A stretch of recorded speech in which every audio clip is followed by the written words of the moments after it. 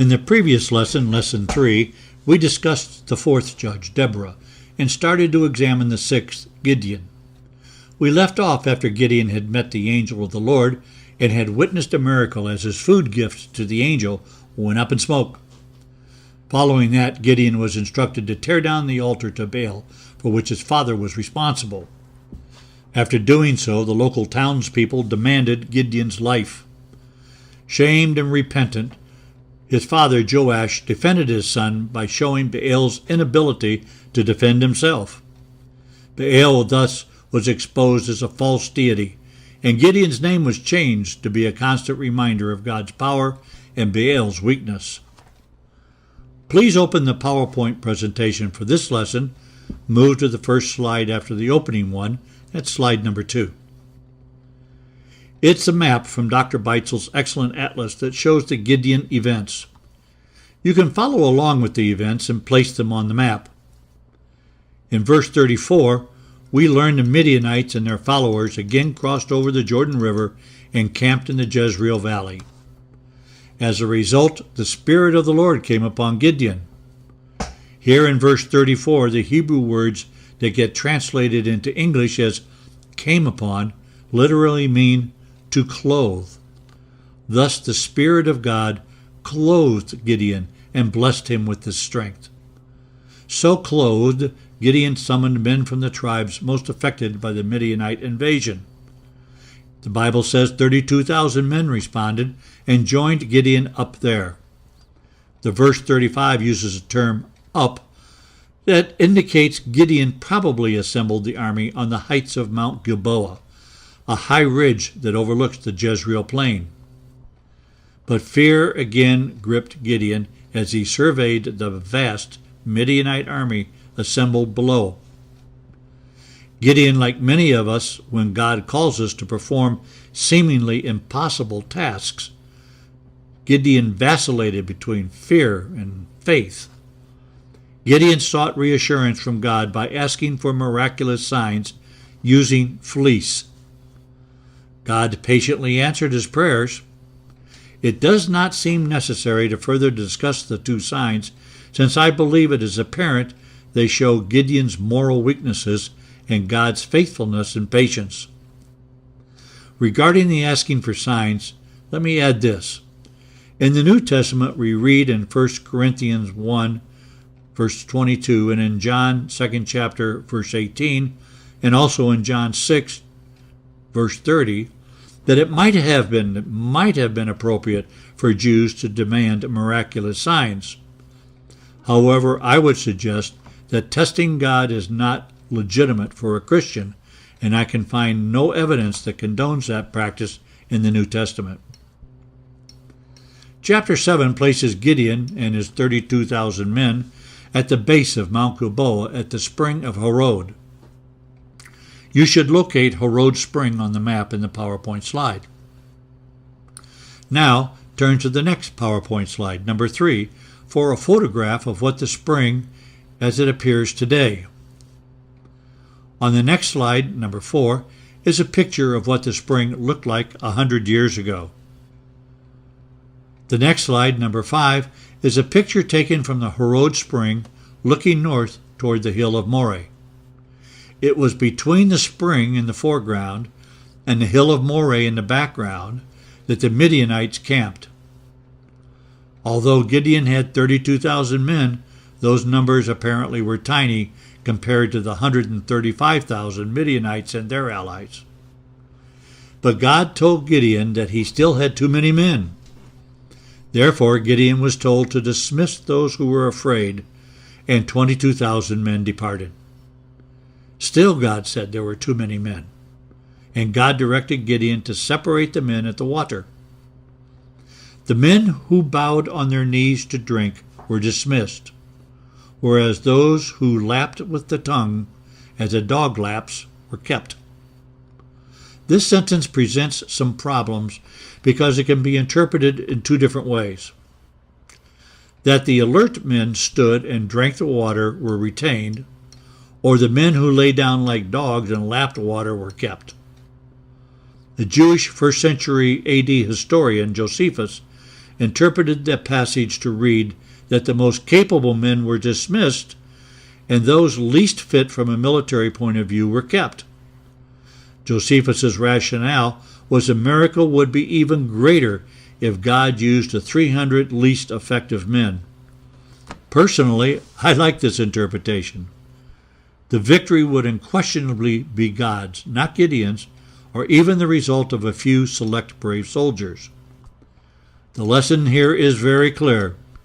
You can never be too insignificant for God to use. Verses chapter 7:16 to chapter 8, verse 21, discuss how Gideon, directed by God, achieved victory over the Midianite invaders. Before the first attack on the Midianites, Gideon asked God for another sign. His request was answered when Gideon and another man crept into the Midianite camp and overheard the Midianite soldiers discussing how afraid they were of Gideon. Gideon then divided his army into 3 companies of 100 each. They carried torches covered by a clay pot. Many, if not all, carried a trumpet too. At the beginning of the middle watch, that is, shortly after midnight, Gideon's 300 blew the trumpets, broke their jars, which exposed the torches, and cried, "A sword for the Lord and for Gideon!" At this point, we can only surmise that the confusion caused by the horns and the torches among the sleeping Midianite army.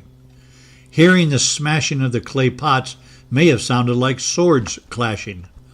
The Midianites looked around them and saw 300 torches and heard trumpets that indicated each of the torches and trumpets were signaling to hundreds of more men. I suspect the huge and ugly camels were also aroused and began bellowing and running, adding to the confusion. As Midianite soldiers and their families panicked, running into each other and perhaps fighting each other in the dim light of the night, the Midianite thousands began to flee eastward toward the safety of the desert from which they had come. Here you might want to refer to the next PowerPoint slide, number 6, that is a duplicate of the map you saw earlier. The green arrow shows the route the Midianites took as they fled. This great initial victory of Gideon, in spite of overwhelming odds, was remarkable. It was even remembered by Isaiah many years later in Isaiah 10, verse 26, and was also referred to in Psalms 83, verse 11. What is remarkable to me is how this story confirms that God delights to reveal his power when men acknowledge their weaknesses. When the odds are overwhelming, God overwhelms the odds. Verses chapter 7, verse 23 through chapter 8, verse 3, describe how Gideon called for additional help from the other tribes to aid in the battle. Chapter 8, verses 1 through 3, describe how dissatisfied the men of Ephraim were in not being called during the initial stages of the battle. Since Joshua was an Ephraimite, it is possible that this tribe was not accustomed to taking second place. Perhaps they did not want a Manassite to receive credit for the victory. Of course, it is not certain that they would have even responded if called. Regardless, Gideon answered their dissatisfaction by commending them on their valor. It was a skillful use of diplomacy and patience. As John Davis in his commentary on this event reminds the reader, Proverbs 15:1, a soft answer turns away wrath, but a harsh word stirs up anger. Gideon averted a conflict and set a noble example for today's Christian leaders. Returning to the map, Gideon's brave band of 300 pursued the enemy to the Jordan River. After crossing, Gideon asked for help from Succoth and was refused help. The town leaders answered Gideon's request with sarcasm and indicated that they were not confident Gideon would be victorious. A few miles later, Gideon appealed a second time for food from another town, Penuel, and was met with the same response. Well, in spite of the lack of support, Gideon continued his pursuit, eventually defeating the Midianites. As Gideon returned from his final victory, he severely punished the princes and elders of Succoth. The men of Penuel were also punished with the destruction of the city's main defensive tower. Gideon's final act in the Midianite war was the execution of the Midianite leaders Zebah and Zalmunna in verses 18 to 21. Persistence is a virtue when in the service of God. Gideon carried out his divine calling with great constancy and purpose. When lesser men would have quit quite short of the ultimate goal, Gideon persisted until he vanquished the enemy and slew the last of the leaders. Chapter 8, verses 22 to 35 are really very sad. They do begin on a high note, though, when Gideon turned down the people's request that he be their king. Gideon's response in verse 23 reveals he understood the role of God as Israel's king, and for a man to rule would be replacing God. Gideon's insight and humility are in sharp contrast to what follows. The first inkling that things were not going well is when we realize the enormous wealth captured from the Midianites. The 1,700 shekels of gold is equal to about 56 pounds or 25 kilograms. Gold today sells for about $1,250 an ounce. That means that 56 pounds of gold was equal to about $1,120,000. Some of this Gideon made into an ephod that the Bible refers to as either a holy garment associated with the priesthood or a pagan object associated with idols. In this instance, it must have been worshipped as an idol, as the Bible reports the people prostituted themselves to it.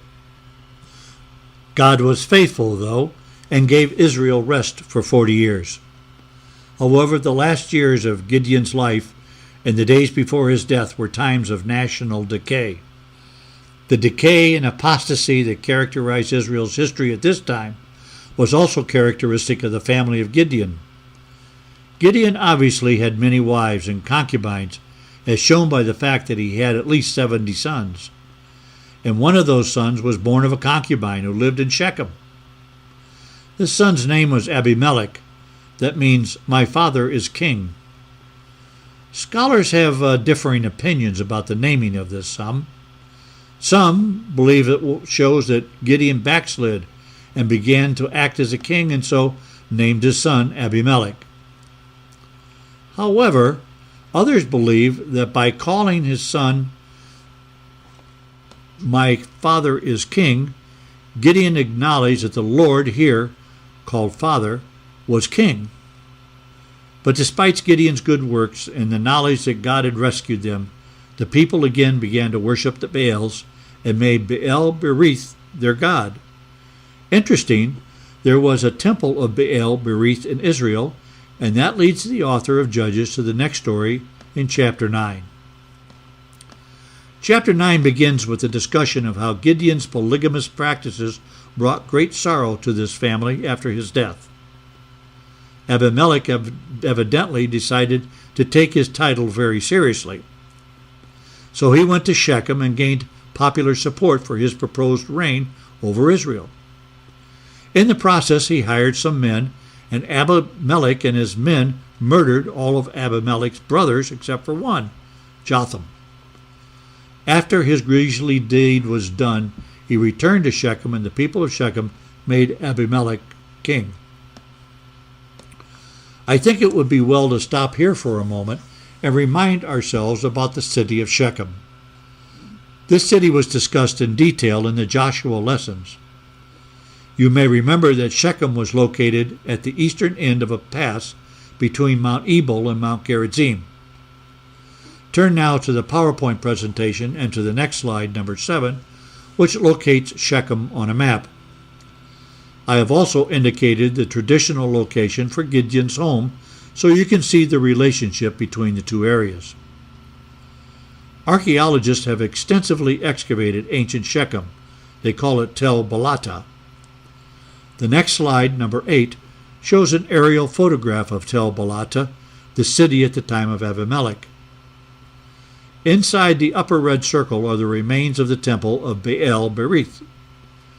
The lower circle is the northern gate complex. Both of these locations are mentioned in Judges chapter 9 and will be discussed in a few minutes. The next PowerPoint slide, number 9, is a photograph showing Shechem's location between Mount Ebal to the north on the right and Mount Gerizim on the left. The strange story of Abimelech has caused many readers to ask why this account is in the Bible. You know that Abimelech was not appointed a judge of Israel. Neither did he deliver the nation from outside invaders. He was a self-appointed opportunist who had a lust for power and who committed a terrible atrocity in connection with his consuming desire to be a king. On the next PowerPoint slide, number 10, I have listed some reasons that come to my mind as to why this story is there.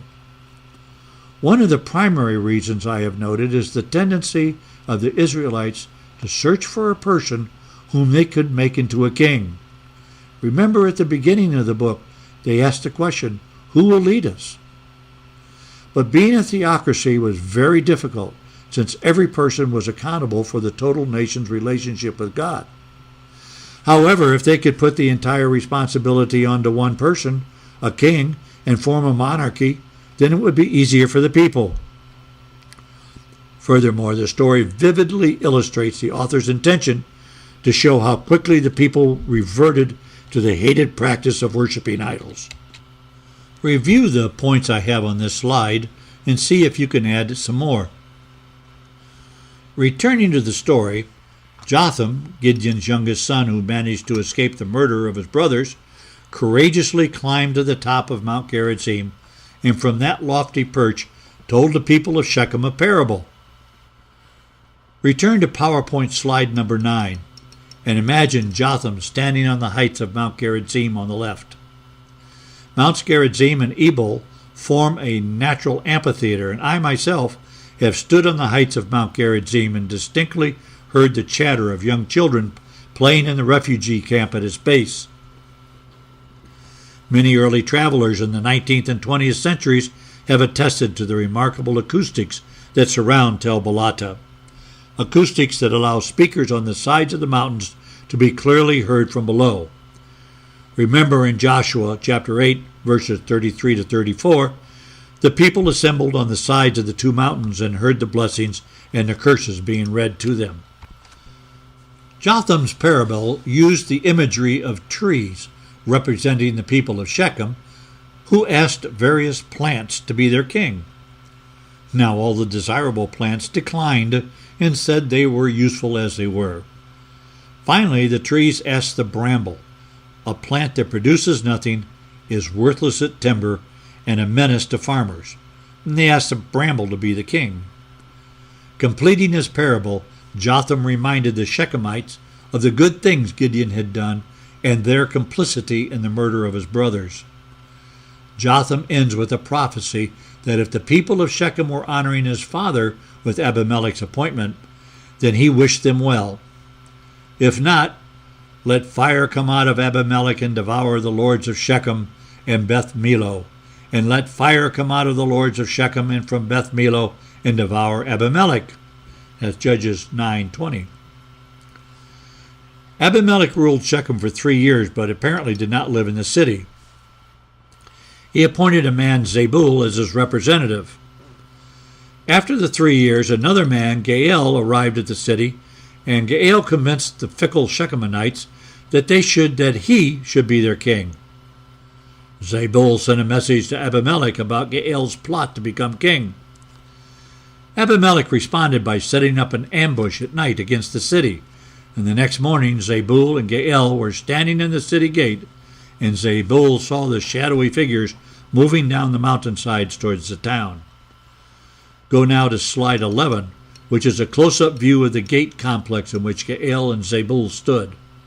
Can you imagine them standing there looking out over the adjacent countryside?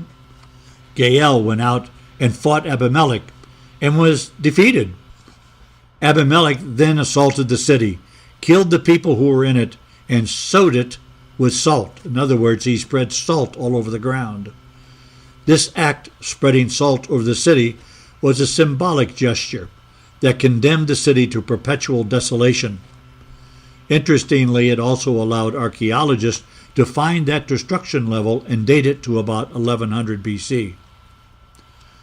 The leaders of Shechem fled to the Tower of Shechem and entered the temple. In PowerPoint slide number 8, I have located the temple for you, and in PowerPoint slide 12, there is an artist reconstruction of the temple based on the archaeological evidence.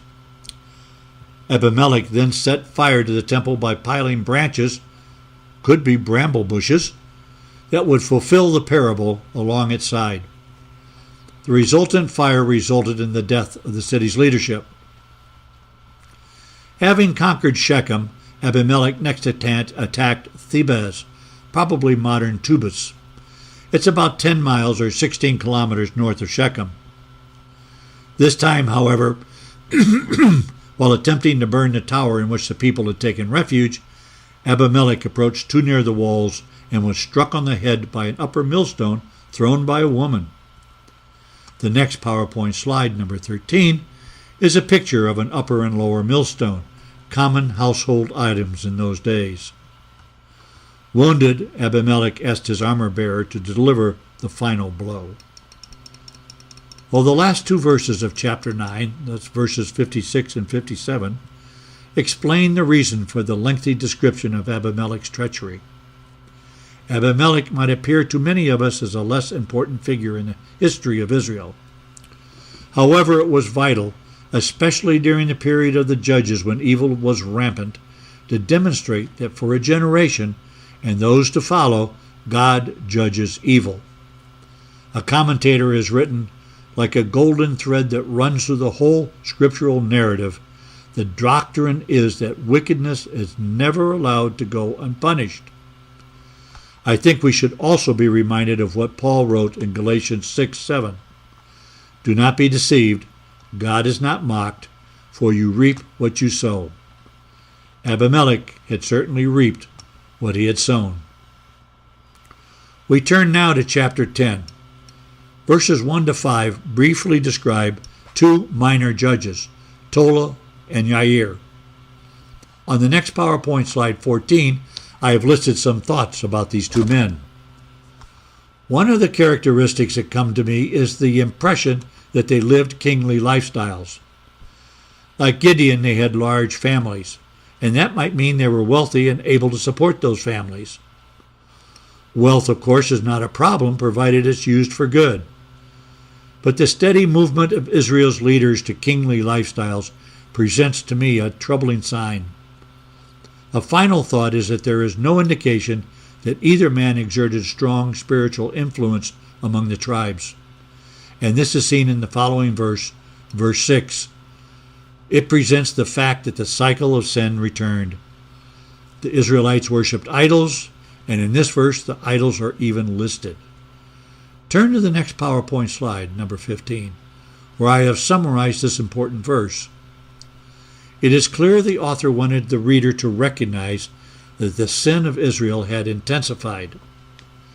It should be noted this was just not syncretism, but the total abandonment of the worship of the Lord in favor of other national deities. In verse 7, the retribution of the Lord is established. As a result of the Israelite sins, God turned them over to their enemies, the Philistines and the Ammonites. These two enemies anticipate the two judges who would eventually come to Israel's rescue. On the east, the tribes of Manasseh, Gad, Reuben, and even Benjamin, Ephraim, and Judah on the west would face the Ammonite armies. Meanwhile, elsewhere in the west, and probably at the same time, the tribal remains of Dan and the tribes of Judah and Simeon would face the increasing power of the Philistines. After 18 years of oppression, the Israelites began to realize that the anger of the Lord was directed at them for their worship of other deities. The people turned to God, who had been faithful to them all the time. They realized that idolatry had betrayed them, and that heathen idols were impotent to help them in the time of crisis. But God wanted repentance and total, unqualified commitment from the people. In verses 13 and 14, God gives the people a significant challenge. "Go and cry to the gods you have chosen," God said. "Let them deliver you in the time of your distress." In utter helplessness, the Israelites turned heavenward and cried to God. The greatness of the Lord and his intense love for the people is nowhere more evident than in verses 15 through 18. God, in his infinite mercy and love, and in Israel's great distress, was grieved. As a result, his people would not go without deliverance. And as the chapter ends, the Ammonites began to regroup their forces, and the Israelites on the eastern side of the Jordan began a search for someone to lead them. Now, this is a great place to end this lesson, and in chapter 11, we will read about God's selected judge who would confront the Ammonites, Judge Jephthah.